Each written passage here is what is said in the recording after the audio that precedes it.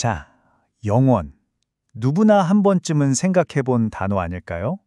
오늘은요, 우리 마음 가장 깊은 곳에 있다는 이 영원을 향한 갈망에 대해서 다룬 한 설교의 핵심 한번 제대로 파헤쳐 보겠습니다.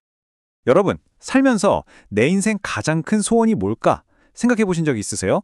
이 설교는 바로 이 질문에서부터 모든 걸 시작해요. 왜냐하면 우리가 뭘 가장 원하느냐가 결국 우리가 뭘 믿고 사느냐를 그대로 보여주기 때문이라는 거죠. 보통 우리 소원이라고 하면 건강, 돈, 성공 이런 것들 떠올리잖아요. 그런데 이 설교의 핵심 주장은 그게 아니에요. 이런 일시적인 것들 너머에 우리 마음 가장 깊은 곳에는 하나님이 직접 심어주신 진짜 갈망, 바로 영원을 향한 마음이 있다는 겁니다. 그러니까 결국 우리 삶은 이 두 가지 길 사이의 선택이라는 거예요. 자, 왼쪽을 보세요. 건강, 부, 성공. 언젠가는 사라질, 성경 표현을 빌리자면 먼지 같은 것들이죠. 반면에 오른쪽은 어때요? 바로 영원을 향한 갈망. 이걸 신앙의 본질이라고 말합니다. 바로 이 둘 사이의 갈등, 여기서부터 모든 이야기가 시작되는 겁니다. 아니 근데 이런 생각이 들 수 있죠. 영원도 좋은데 당장 먹고 사는 문제는 어떡하냐? 맞아요. 아주 현실적인 질문입니다. 그런데 이 설교가 제시하는 해답이 정말 흥미로워요. 먼저 영원한 가치, 즉 그의 나라와 의를 구하면요. 우리가 걱정하는 이 모든 것들은 뭐랄까 덤처럼 그냥 따라온다는 거예요. 좋습니다. 계속 영원 하는데 대체 여기서 말하는 영원이 구체적으로 뭘 의미하는 걸까요? 자, 첫 번째 섹션에서 바로 그 정의부터 명확하게 한번 짚고 넘어가 보죠. 우리가 경험하는 모든 것에는 시작이 있고 또 끝이 있잖아요. 그렇죠?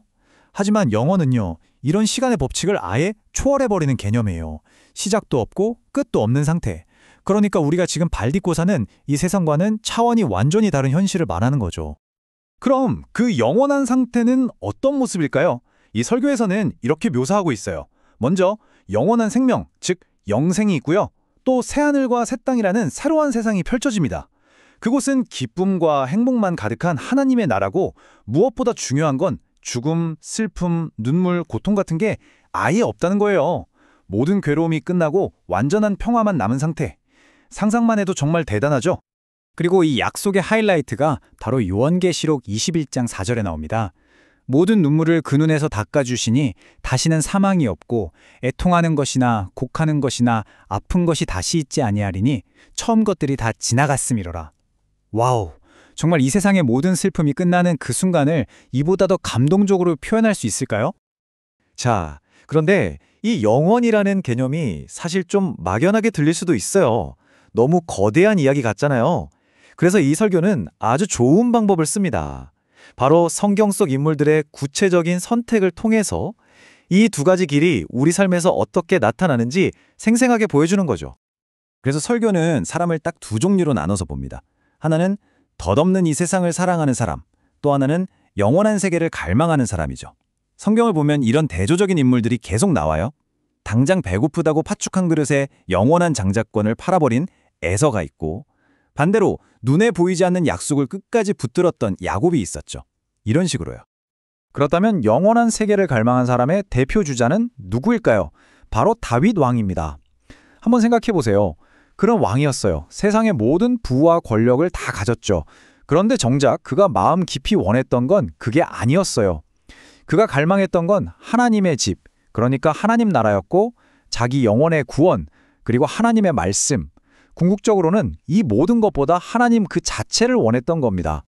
자, 그리고 이야기는 우리에게 정말 익숙한 인물, 어쩌면 가장 인간적인 제자였던 베드로에게로 넘어갑니다.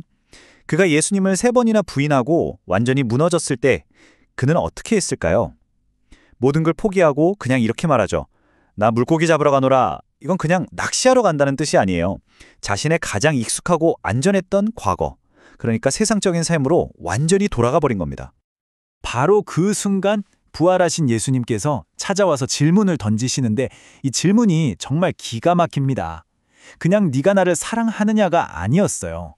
요한의 아들 시몬아, 네가 이것들보다 나를 더 사랑하느냐? 여기서 이것들이 뭘까요? 바로 눈앞에 있는 배, 그물, 잡은 물고기, 한마디로 베드로의 직업, 그의 생계, 그의 세상적인 전부를 가리키는 거였습니다. 이 엄청난 질문 앞에서 베드로는 선택을 합니다. 세상적인 안정, 즉 이것들을 내려놓고 예수님을 선택하죠. 그러자 놀라운 일이 벌어져요. 그의 인생의 목적이 완전히 재정이 됩니다. 전에는 죽은 물고기를 잡던 어부였는데 이제는 살아있는 영혼을 돌보는 목자, 내 어린 양을 먹이라는 영원한 사명을 받게 된 겁니다. 정말 엄청난 전환이죠? 자, 지금까지 다윗과 베드로의 이야기를 통해 덧없는 세상과 영원한 세계, 그 두 가지 길을 봤습니다. 그럼 이제 가장 중요한 질문이 남았죠. 그래서 우리는 어떻게 살아야 하는가? 마지막으로 이 설교가 우리에게 구체적으로 무엇을 요청하는지 그 실천적인 부분을 한번 살펴보겠습니다. 여기서 핵심 메시지는 바로 이거예요. 우리의 이 땅에서의 삶이 영원이라는 본 게임을 준비하는 뭐랄까 일종의 예선전 같다는 겁니다. 아주 짧죠? 하지만 이 짧은 예선전에서 우리가 어떤 선택을 하느냐에 따라 우리의 영원한 운명이 결정된다는 거예요. 정말 중요한 시간인 거죠. 그렇다면 뭘 갈망해야 할까요? 막연하잖아요. 그래서 설교는 우리가 흔들리지 않도록 우리의 시선을 영혼에 딱 고정시켜줄 5가지 구체적인 내비게이션을 제시합니다. 첫째, 영원한 생명. 둘째, 영적인 은사. 셋째, 영원한 양식인 하나님의 말씀. 넷째, 예수님의 다시 오심. 그리고 마지막 5번째는 이 모든 것이 완성될 영원한 하나님의 나라입니다. 이렇게 살면 우리에게 어떤 유익이 있을까요? 이 설교가 말하는 최종적인 결론은 놀랍게도 자유입니다.